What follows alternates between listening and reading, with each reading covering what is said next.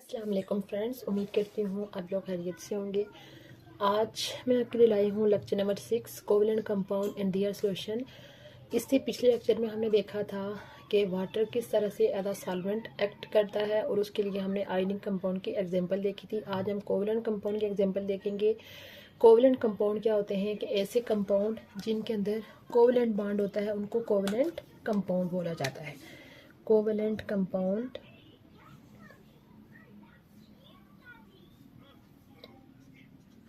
Covalent compound. Covalent bond के बारे में आप ऑलरेडी, अगर आपने क्लास 9th में आपको याद हो कि वहाँ पे जब आपने केमिकल बॉन्डिंग का चैप्टर पढ़ा था उसमें हमने कोवेलेंट बॉन्ड पढ़ा था। तो यानी वो कंपाउंड जिनके अंदर कंपाउंड हैव कोवेलेंट बॉन्ड, जिनके अंदर कोवेलेंट बॉन्ड होगा उनको क्या बोला जाएगा? कोवेलेंट कंपाउंड बोला जाएगा। इनके सॉल्यूशन हम कैसे कर सकते हैं? जिस तरह से हमने देखा था, जिस तरह अगर आपने पिछले लेक्चर देखा है तो उसमें आपने देखा होगा कि हमने देखा था कि जब आयनिक कंपाउंड को वाटर में हल करते हैं तो वो अपने आयंस के अंदर चेंज हो जाते हैं। जैसे हमने NaCl की एग्जांपल ली थी, Na पॉजिटिव और Cl नेगेटिव। जिस तरह से आयनिक कंपाउंड वाटर में हल होते हैं उसी तरह कुछ कोवलेंट कंपाउंड भी ऐसे होते हैं जिनकी पोलर नेचर होने की वजह से वो वाटर में आसानी से हल हो जाते हैं। इसके लिए आज हम दो एग्जांपल देखेंगे, सुक्रोज की और एथानॉल की।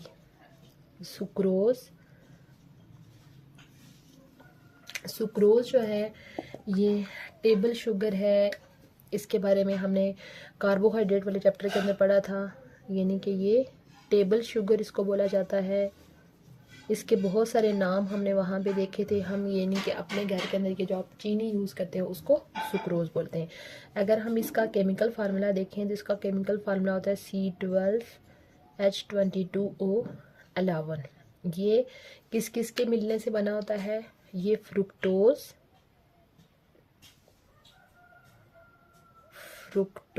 Plus glucose.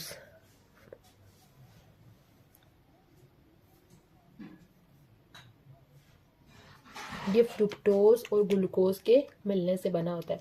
अगर आपको याद हो, हमने पिछले उसमें ग्लूकोज का स्ट्रक्चर भी देखा था और फ्रुक्टोज का स्ट्रक्चर भी देखा था।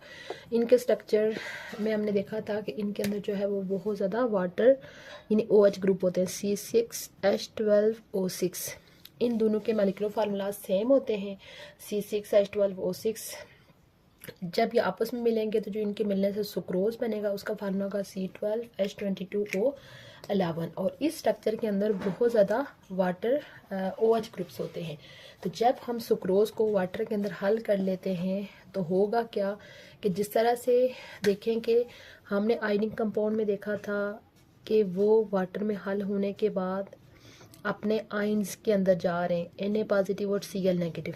इनमें ये कुछ नहीं होता कि सुक्रोज जो है वो वाटर में हल होगा तो अपने आयंस में जाएगा, बल्कि होगा ये कि सुक्रोज के अंदर जो OH ग्रुप्स होते हैं, यानी कि सुक्रोज के अंदर कौन से ग्रुप्स प्रेजेंट है? OH groups. उनकी और वाटर मॉलिक्यूल्स के दरमियान कौन सी बॉन्डिंग डेवलप हो जाती है? हाइड्रोजन बॉन्डिंग डेवलप हो जाती है, जिस वजह से सुक्रोज जो है वो आसानी से वाटर के अंदर क्या हो जाता है? हल हो जाता है। क्या चीज़ किसके थ्रू ये डिज़ोल्व होगा?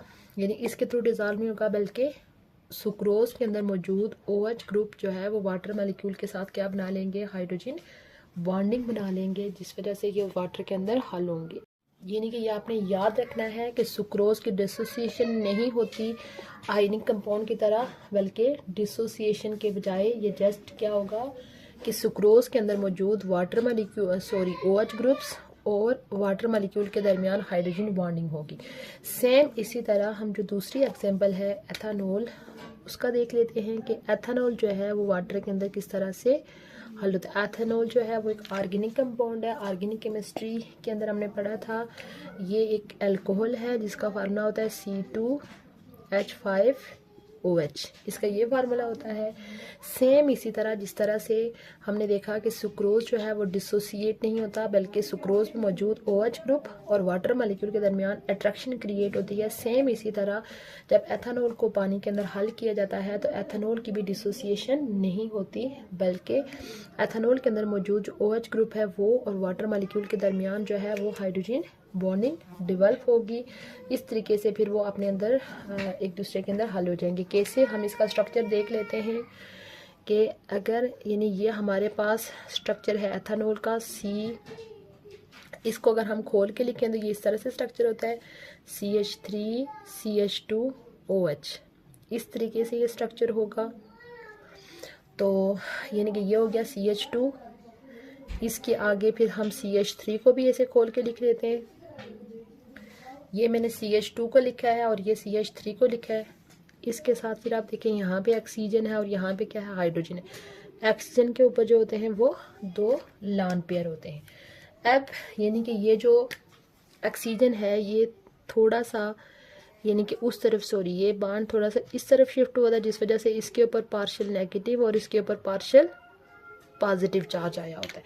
तो अब होगा ये कि जहाँ पे ये पार्शियल नेगेटिव है उसके साथ किसने बॉन्डिंग बनाई हुई है, वाटर मॉलिक्यूल की ऑक्सीजन की।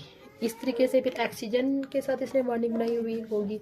सेम इसी तरह अगर हम दूसरी साइड पे देखें कि यहाँ पे ये 2 लॉन पेयर हैं। हाइड्रोजन बॉन्डिंग की डेफिनेशन आपने देखी होगी क्लास 9 के अंदर। हाइड्रोजन बॉन्डिंग हाइड्रोजन मॉलिक्यूल और हाईली इलेक्ट्रोनेगेटिव एलिमेंट जिसके पास लॉन पेयर होता है उनके दरमियान होती है। तो यहाँ पे हाईली इलेक्ट्रोनेगेटिव एलिमेंट कौन सा है, ऑक्सीजन है। तो इस तरफ जो है वो यानी कि एक वाटर मॉलिक्यूल इधर आया होगा, तो इस तरीके से जो है वो इनके दरमियान बॉन्डिंग बन जाएगी। ऑक्सीजन किसका है, एथेनॉल का है, और ये किसका है, हाइड्रोजन है, वाटर मॉलिक्यूल का। सेम इसी तरह इसके ऊपर नेगेटिव और इसके ऊपर पॉजिटिव। तो ये तो एक लॉन पेयर के थ्रू हुई है। सेम उसी तरह दूसरे लॉन पेयर के थ्रू जो है वो वहाँ भी हाइड्रोजन बॉन्डिंग हो जाएगी। इसके ऊपर है पार्शियल पॉजिटिव, पार्शियल नेगेटिव और पार्शियल पॉजिटिव। यानी कि एक एथेनॉल मॉलिक्यूल ने जो है वो 3 वाटर मॉलिक्यूल के साथ बॉन्डिंग बनाई हुई है। 3 वाटर मॉलिक्यूल के साथ, 3 वाटर मॉलिक्यूल के साथ इसने क्या की हुई है, बॉन्डिंग बनाई हुई है। तो आप देख सकते हैं कि इस तरह से कि एथेनॉल और वाटर का आप कोई भी प्रोपोर्शन ले लें, ये जो 2 होंगे ये आसानी से एक दूसरे के अंदर हल हो जाएंगे। यहाँ पे आप देखें एक ये बॉन्ड बन गया, एक ये और एक ये। किसी भी प्रोपोर्शन में लें, आप एथेनॉल को ज़्यादा लें, वाटर को कम लें, या वाटर को ज़्यादा मिकदार में ले लें, एथेनॉल को कम मिकदार में ले लें, बट ये जो है वो हाइड्रोजन बॉन्डिंग बना के वाटर में आसानी से हल हो जाएगा। यानी कि आप कह सकते हैं कि वो तमाम पोलर मॉलिक्यूल जिनके अंदर वाटर के साथ हाइड्रोजन बॉन्डिंग बनाने की एबिलिटी मौजूद है वो वाटर में आसानी से क्या हो जाएंगे, हल हो जाएंगे नॉन पोलर की निस्बत। क्योंकि जो नॉन पोलर मॉलिक्यूल होते हैं वो उनके अंदर वाटर के साथ हाइड्रोजन बॉन्डिंग बनाने की एबिलिटी नहीं होती। ये था हमारा आज का लेक्चर जिसमें हमने कोवलेंट कंपाउंड और उनके सॉल्यूशंस को डिस्कस किया। इस लेक्चर का सम अप कर लेते हैं। हमने देखा कि कोवलेंट कंपाउंड जो है, कोवलेंट कंपाउंड के अंदर जो पोलर कोवलेंट कंपाउंड होंगे वो वाटर के अंदर आसानी से हल हो जाएंगे। तो सबसे पहले हमने देखा था कि कोवलेंट कंपाउंड होते कौन से हैं, जिनके अंदर कोवलेंट बॉन्ड होता है, बट इनकी जो वाटर के अंदर हल होने की एबिलिटी है वो आयनिक कंपाउंड से डिफरेंट होती है। ये आयनिक कंपाउंड की तरह डिसोसिएट नहीं होते, बल्कि इनके अंदर मौजूद OH ग्रुप और वाटर के हाइड्रोजन और ऑक्सीजन के साथ ये हाइड्रोजन बॉन्डिंग डेवलप कर लेते हैं। उसके लिए हमने 2 एग्जांपल देखी थी सुक्रोज की। सुक्रोज भी वाटर के अंदर डिजॉल्व कैसे होता है, डिसोसिएट नहीं होता, बल्कि सुक्रोज के अंदर मौजूद OH ग्रुप और वाटर मॉलिक्यूल के दरमियान कौन सी बॉन्डिंग डेवलप हो जाती है, हाइड्रोजन बॉन्डिंग, जिस वजह से सुक्रोज जो है वो वाटर के अंदर आसानी से हल हो जाता है। सेम फिर हमने एथेनॉल की एग्जांपल देखी कि एथेनॉल के अंदर जो OH ग्रुप होता है वो और वाटर मॉलिक्यूल यानी कि आप समझ लें कि एक एथेनॉल मॉलिक्यूल के अराउंड जो है वो 3 वाटर मॉलिक्यूल ने उसको सराउंड किया होता है और 3 हाइड्रोजन बॉन्ड बने हुए होते हैं। इस तरह से पोलर कंपाउंड जो है वो वाटर के अंदर आसानी से हल हो जाते हैं। ये था आज का लेक्चर जिसमें हमने कोवलेंट कंपाउंड और उनके सॉल्यूशंस को डिस्कस किया। उम्मीद करती हूँ आपको आज का लेक्चर अच्छा लगा होगा। अगर चैनल पे पहली दफ़ा आए हैं तो चैनल को सब्सक्राइब कर लीजिए और साथ में बेल आइकन भी प्रेस कर लीजिए ताकि हमारी जो भी न्यू वीडियो है उसका नोटिफिकेशन आप तक चला जाए। इंशाल्लाह बहुत जल्द न्यू टॉपिक के साथ हाजिर होंगी। तब तक के लिए अल्लाह हाफिज़।